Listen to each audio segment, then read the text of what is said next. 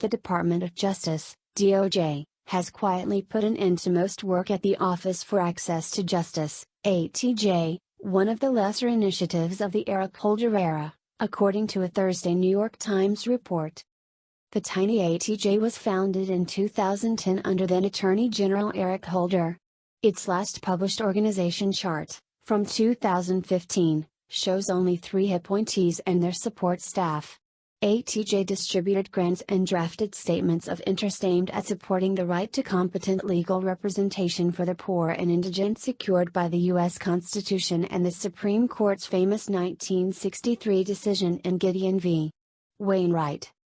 In 2014, however, ATJ also provided $1.8 million to left-wing open borders groups like the Massachusetts Immigrant and Refugee Advocacy Coalition, the George Soros-funded Equal Justice Works, and the New York Immigration Coalition to provide lawyers for so-called unaccompanied children who surged across the southern border that year in their immigration hearings. This week, even the notoriously liberal U.S. Court of Appeals for the Ninth Circuit rejected the idea that the Constitution requires the government to pay for lawyers for these child aliens. The Civil Rights Division leaders of the Obama administration are dejected at the news ATJ was being all but shut down. Sessions shutting down the Access to Justice initiative sadly speaks for itself, Vanita Gupta, President Barack Obama's Civil Rights Division chief, told The Times.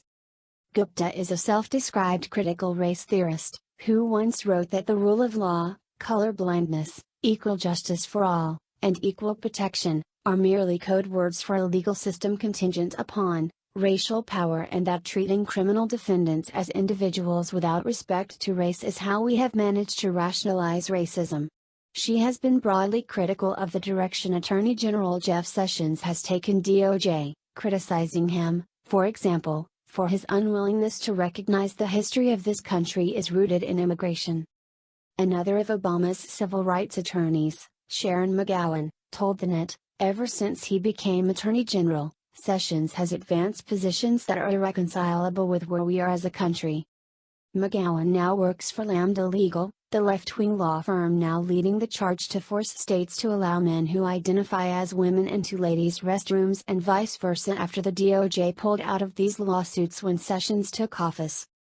The office was never a major recipient of DOJ resources but appears to have been sidelined to the point of irrelevance in the Sessions era. The New York Times notes that Mihaj Weed, ATJ's acting director, resigned this month and has not been replaced. No major ATJ project or accomplishment has been posted to the office's website since President Donald Trump took office last year. The Department of Justice did not respond to Breitbart News' request for comment on ATJ's future. Thanks for watching, guys. Subscribe our channel for more news videos daily and for what's viral today. Also turn on post notifications and don't miss nothing. A thumbs up really makes me blessed.